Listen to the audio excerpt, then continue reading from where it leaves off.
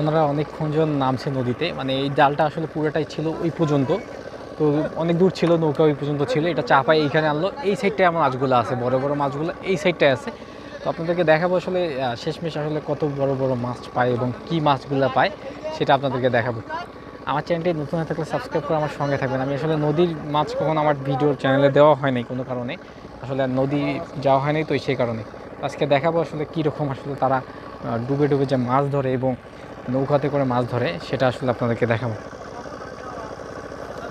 দেখেন এই যে এনারা টানতেছে আর ওনারা নামছে নৌকা টোকা নিয়ে মাছ। আজকে বড় বড় মাছ দেখাবো যে কিভাবে মাছ ধরে চাপাচ্ছে।